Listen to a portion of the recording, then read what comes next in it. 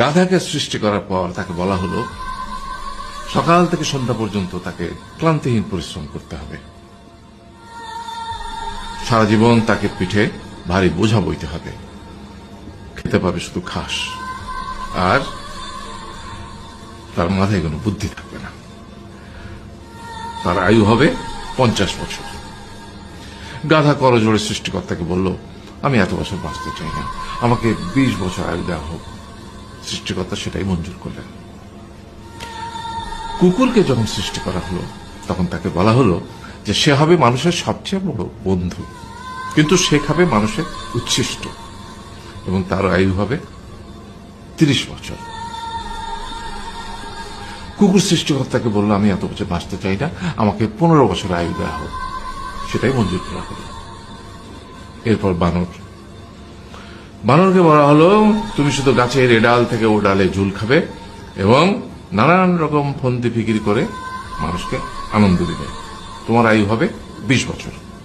বানর বলল, আমি 20 বছর বাঁচতে চাই না, আমাকে 10 বছর দেওয়া হোক। সেটাই মঞ্জুর করা হলো। এবার এলো পুরুষ মানুষের পালা। তাকে বলা হলো যে তুমি হলে প্রাণীকুলের মধ্যে সবচেয়ে বিচক্ষণ এবং বুদ্ধিমান, সেই জন্য তোমাকে প্রাণীদের শিরোমণি করা হলো এবং তোমার আয়ু হবে 20 বছর। তখন পুরুষ মানুষ বলল, করজোড়ে বলল সৃষ্টিকর্তাকে যে 20 বছর আয়ু অত্যন্ত কম, হে প্রভু, আমাকে ওই গাধার সে যে 30 বছর আয়ু চায়নি সেটা আমাকে দেয়া হোক, ওই যে কুকুর 15 বছর ফিরিয়ে দিয়েছিল সেটাও আমাকে দেয়া হোক, আর যে বানর 10 বছর নেয়নি সেটাও আমাকে দেয়া হোক। 20 বছর অত্যন্ত কম, আমি দীর্ঘদিন বাঁচতে চাই। সৃষ্টিকর্তা সেটাও মঞ্জুর করলেন। তারপর কি হলো? সেই থেকে ছেলেরা পুরুষ মানুষ হিসেবে বাঁচে 20 বছর, তারপরের 30 বছর সংসারের বোঝা পিঠে করে বয়ে বেড়ায়, সেটা কার মতো? গাধার মতো।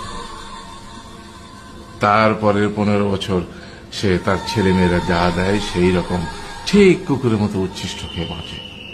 আর তারপরে বৃদ্ধ বয়সে ঠিক বানরের মতো, যেমন গাছের এডাল থেকে ওডাল ঝুল খায় বানর, তেমনি এই ছেলের বাড়ি থেকে ওই ছেলের বাড়ি, আর নানান রকম ফন্দি ফিকির করে তার নাতি নাতনিদের আনন্দ দেওয়ার চেষ্টা করে।